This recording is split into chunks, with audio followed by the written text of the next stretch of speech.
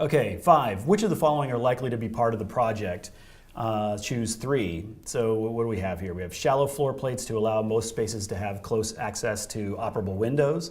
That sounds like something we read just a few minutes ago in the climate analysis.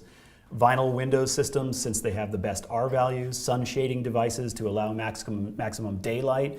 We also saw something in that about daylight. Let's take a quick look at that piece of information just so we can remind ourselves. So this was the climate analysis. Let's sort of run through this here. We have the proposals down at the bottom. And we've got proposals are to capture as much natural daylight, to block solar gain in summer, accept solar gain in the winter, geothermal with a question mark, which presumably means maybe geothermal, operable windows or venting controlled locally. Locally meaning like if there's a window next to my desk, I should be able to open it. Shouldn't have to call facilities department to come and open a window, and that there are in fact operable windows. Controlled cross ventilation opportunities. If you look elsewhere, there's a discussion about the idea of courtyard spaces so that you could start getting convective currents and controlled spaces. Green roof opportunities, maybe that could be shared as employee break areas.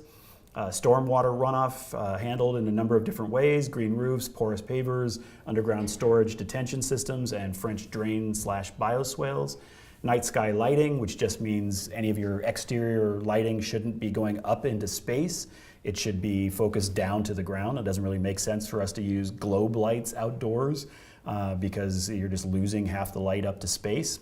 It's wasteful. And then extra bike racks and shower rooms. So that's probably where most of the answers are going to come for this. So let's jump back in. And we talked about how shallow floor plates to allow most spaces to have access to operable windows. Yep, we just talked about window and close by daylight and all of that, so that makes sense.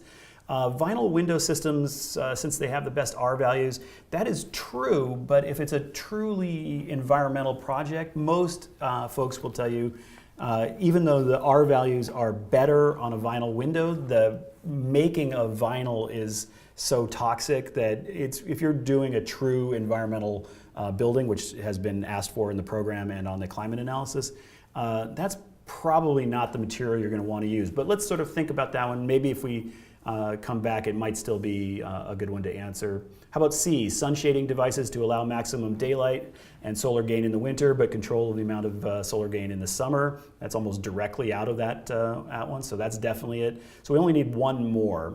No elevators to encourage active, healthy use of the stairs. Well, that sounds great and would be a great, healthy thing to do. But really, you're going to have people working on the 4th floor and no elevator. And what about accessibility and et cetera, et cetera? So that's just not believable. You might put the elevator back behind the stair so that people see the stair first and then go up and down the stairs and try to get them to be more healthy that way, but you wouldn't get rid of the elevator in this context.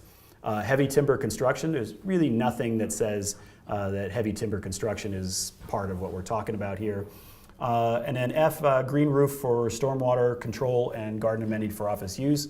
Again, it's almost directly out of that climate discussion, so those are your 3. The only questionable one was really this B one, which it could have potentially been, but the other 3 are better answers.